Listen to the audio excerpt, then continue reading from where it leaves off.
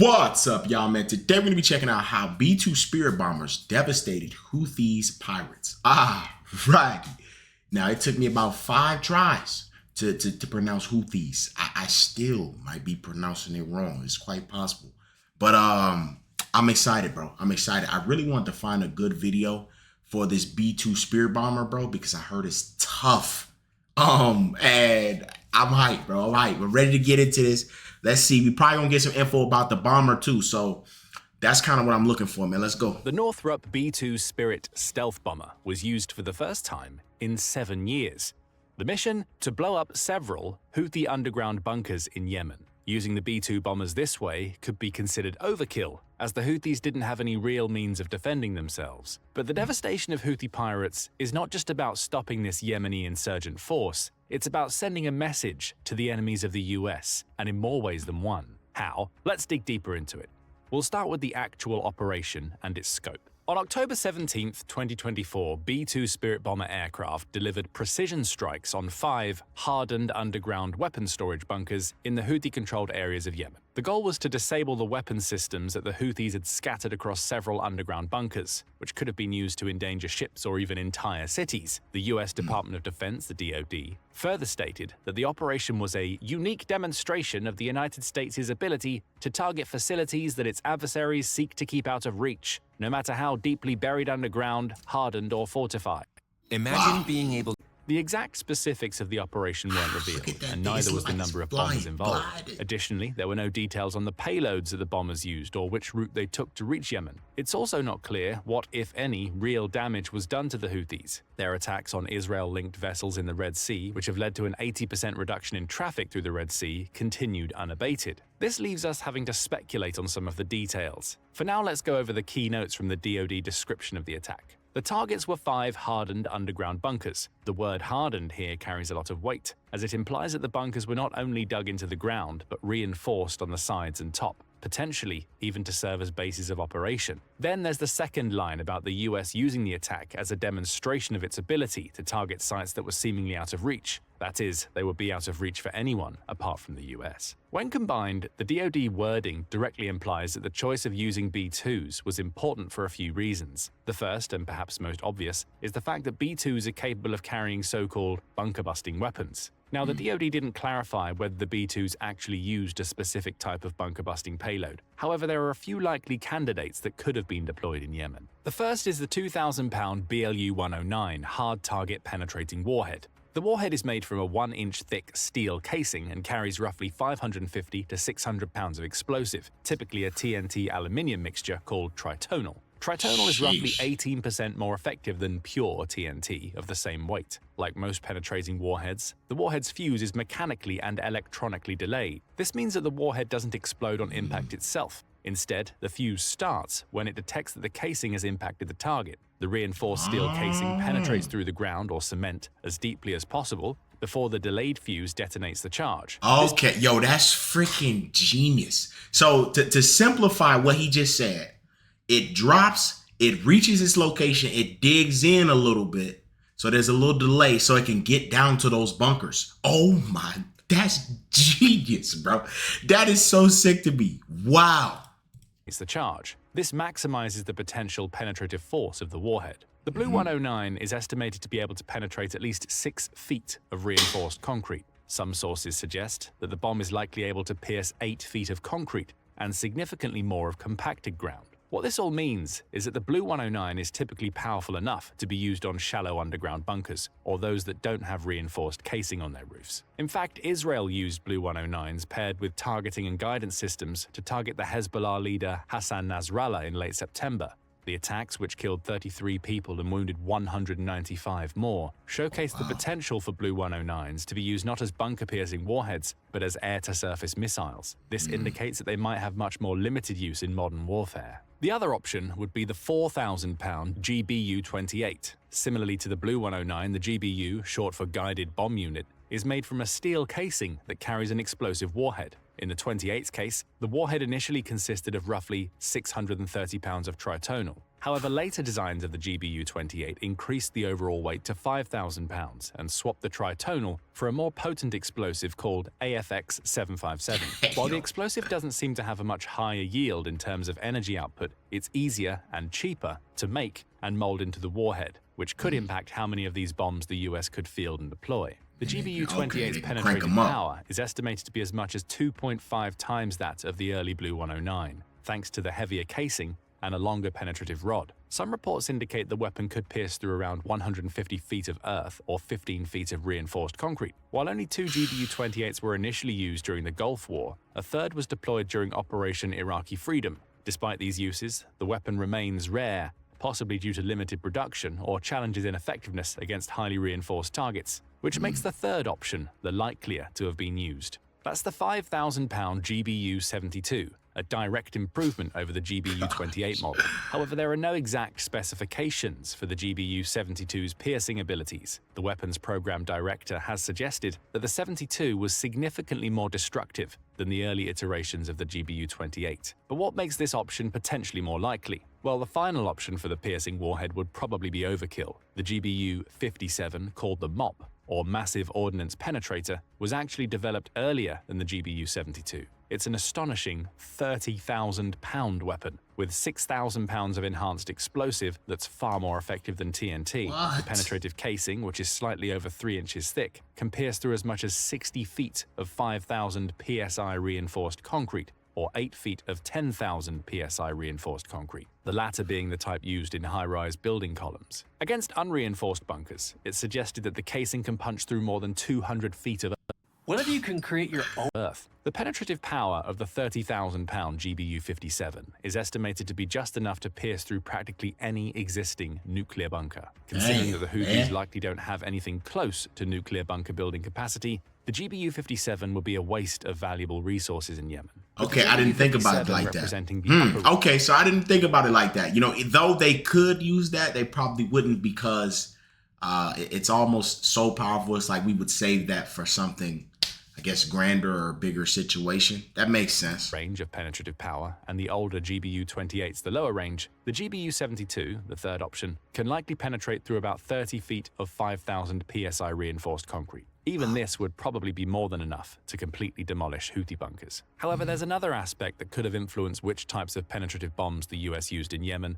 the targeting system. The GBU-28 contains a laser-guided system with inertial navigation and GPS capability. This allows the pilots to pre-plan the warhead's flight path and optimize a drop point so that the casing falls at the right angle and velocity, maximizing the destructive power. For the other two likely options, the bombs rely on dedicated GPS and inertial navigation systems with specialized tail kits. These kits incorporate advanced electronics along with aerodynamic fins and strakes that improve control. In some cases, these enhancements add another 15 to 20 miles of effective gliding range, allowing bombers to deploy the weapons from a greater distance. This means that even the older Blue 109 with an attached JDAM could prove to be deadly when used on reinforced bunkers. The lower weight of the 109s allows the B-2s to carry 16 of the munitions at once. With the JDAM system taking care of targeting and timing, the operators can use multiple munitions on a single bunker. The first weapon would dig a hole into the ground and pierce as deeply as possible, then explode. The second BLU would then use the hole created by the first as an entry point.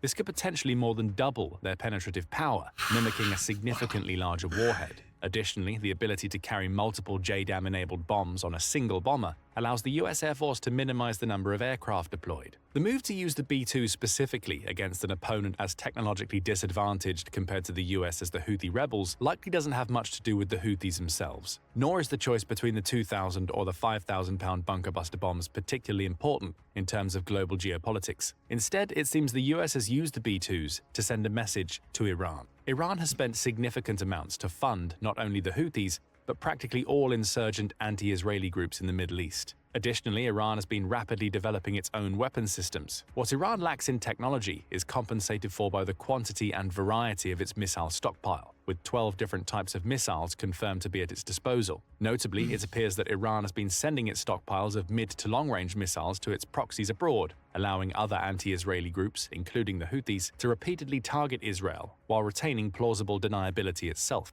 Iran itself launched a massive attack on Israel on October 1, 2024, using 100 181 ballistic missiles, which are more difficult to target and intercept. However, Israeli defenses, coupled with an early warning by the US when the launches were detected, led to most of the missiles failing to make any significant impact in the country, at least according to Israel and supportive Western media. However, the missile attack was a clear indication that Iran is prepared to retaliate against Israeli aggression against it, such as attacking its consulate in Damascus and assassinating Hamas leader Ismail Haniyeh in a Tehran guest house, by attacking Israel directly rather than through its usual proxies. Why does this matter? Well, over the past few decades, Iran has moved most of its air force, command centers, storage facilities, and missile launch systems below ground. A prime example is the underground Ogab-44 hybrid tactical airbase, on which construction was shown to have begun before 2016.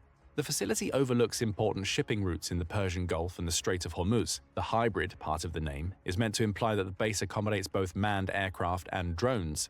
The purpose of the base is seemingly simple. By making the base's runways open directly into the Persian Gulf, Iran has the opportunity to deploy its aircraft directly onto the sea, giving it first strike advantage when targeting US military bases scattered across the southern part of the Middle East, as well as various ships that the US Navy has put on permanent patrol throughout the area. A potentially even greater threat lies in the nuclear enrichment facility, reportedly buried deep within the Zagros Mountains. A design meant to evade detection and withstand destruction. US intelligence first uncovered signs of Iran's excavation efforts in 2009, though the exact timeline of the facility's construction remains murky. Once operational, this hidden stronghold could enable Iran to produce military-grade uranium. The country has previously only limited itself to creating uranium of a grade sufficient for power plants. However, after the 2015 Iran nuclear agreement was dissolved in 2018, Iran has blatantly started to ignore the restriction on making military-grade uranium, or something close to it. Currently, it's estimated that Iran's nuclear enrichment capabilities without the new facility are at 83% purity, close to the 90% needed for military use. The most recent satellite imagery of the complex near Natanz suggests that the facility is being built at a depth of between 260 and 330 feet. That would put it at a depth that conventional US bunker busters probably can't reach. Remember, the GBU-57 is rated for roughly 200 feet of earth or 60 feet of reinforced cement, not both. If, as expected, the base has a significant layer of protection,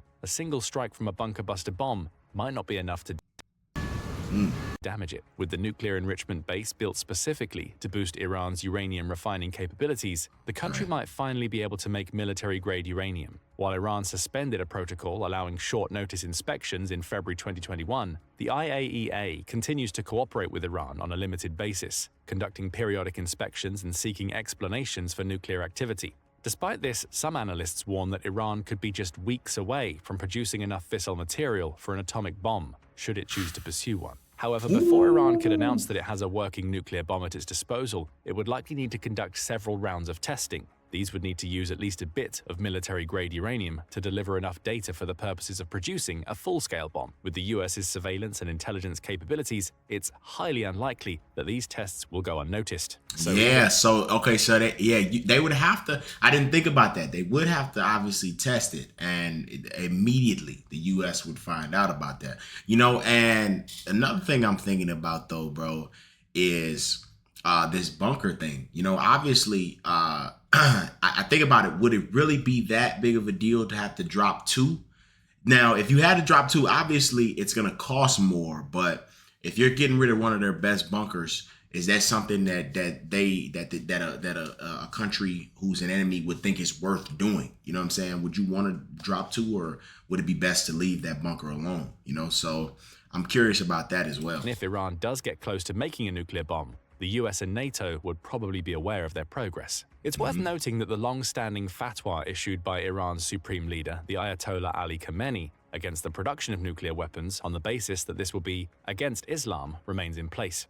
However, in October 2024, as a consequence of the escalating direct military confrontation between Iran and Israel, a group of Iranian parliamentarians petitioned Khamenei to withdraw the fatwa. So far, he has responded to the effect that this is not necessary yet. However, that could change quickly if Israel demonstrates that it's willing and able to strike significant blows to Iran's critical facilities. And that's perhaps exactly why the US decided to take the B-2s for a spin in Yemen. The operation showcased that the US is willing and able to devote a few of its 19 stealth bombers and ferry them all the way from their home base in Missouri to the Middle East. The bombers have an enormous operational range of 6,000 nautical miles on full tanks of fuel, combined with the ability to refuel mid-air.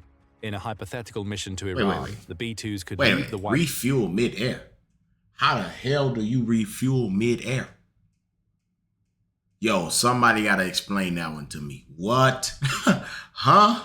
an Air Force base and then refuel off the coast of California, Hawaii, Guam, the Strait of Malacca, and Diego Garcia, south of the Maldives. From Diego Garcia, the entire Middle East is within the aircraft's operational range. Throughout the journey, which would reportedly last more than 40 hours, the aircraft will be able to practically avoid flying over any other country, maintaining its course solely through international airspace, making detection particularly difficult. If the US decided to use its entire fleet of bombers, it could potentially launch as many as 38 GBU-57s in a single large-scale attack on Iran.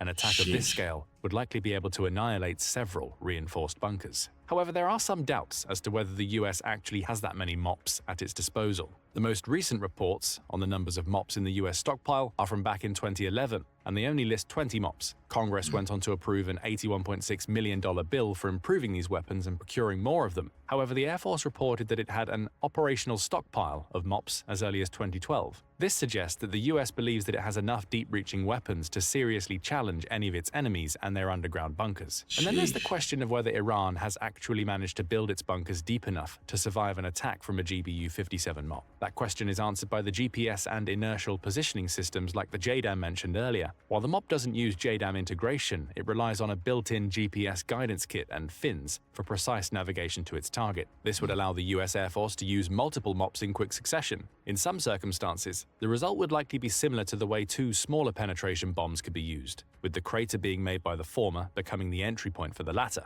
While there are no confirmed reports of this strategy being tested with MOPs, this method theoretically means that two MOPs could clear nearly 400 feet of ground or 120 feet of that's so concrete. crazy. But consider that the US can wield significantly more than just two MOPs. It's possible that multiple MOPs could stack on top of each other's craters to deliver payloads even deeper than that. With the October operation in Yemen showing that the US can use at least a few bombers at once without being challenged, this opens the door to large-scale stealth bombing operations that it's assumed Iran or its allies won't be able to predict until it's too late. If that's the case, the proposed 300-foot deep nuclear enrichment facility could potentially be leveled in as little as a week after the initial US plans have been drawn up. It should also be noted that most of the specifications for the bunker-busting capabilities of MOPs came from the late 2000s, when the weapon was initially designed and tested. No MOPs have ever actually been deployed in real combat. Considering that Congress approved $81.6 million for improvements in 2012 and that the Pentagon reported in 2013 that testing was successful, MOPs might be deadlier than these numbers suggest. And while the B-2 is an impressive stealth bomber,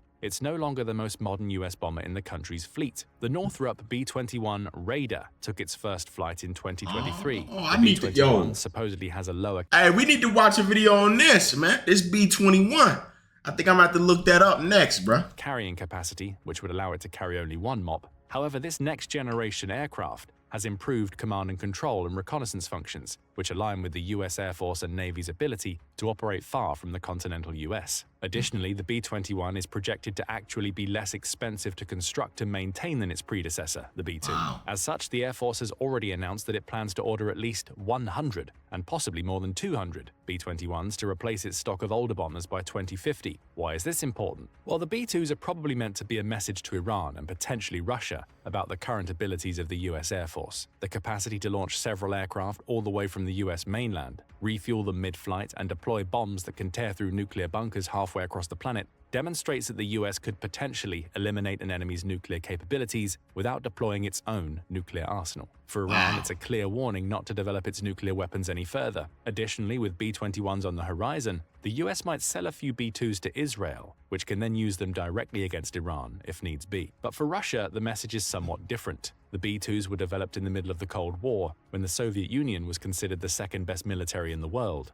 A few decades after the collapse of the Union, according to most analysts, China has taken the coveted second place. The US priming its B-2s against Iran suggests that it's starting to discount Russia as a serious contender on the global stage. However, the showcasing of the B-2's capabilities in Yemen, coupled with the potential of the MOPs to annihilate underground bunkers, demonstrates the US's ability to target fortified facilities if needed. While Russia's Arctic nuclear power plants, such as Kola and Bilibino, are above ground, The threat posed by US precision strikes underscores the vulnerability of other hardened targets in the event of heightened conflict. But the unveiling of the B-21s might also deliver another message. The US was previously unwilling to use its B-2s liberally due to a low supply. These bombers' projected lifespans are now likely to be cut short due to obsolescence in the near future anyway. The US could start using B-2s for many more operations without compromising its overall deterrence, which reinforces the idea that the country's air force still holds the reins in the global skies. Additionally, as the world's first operational sixth-generation aircraft, the B-21 poses a direct challenge to China's authority. While reports suggest that China's own sixth-generation stealth fighter may have taken its first flight, the US advancing its stealth bomber capabilities reinforces its technological edge and underscores how much ground China still needs to cover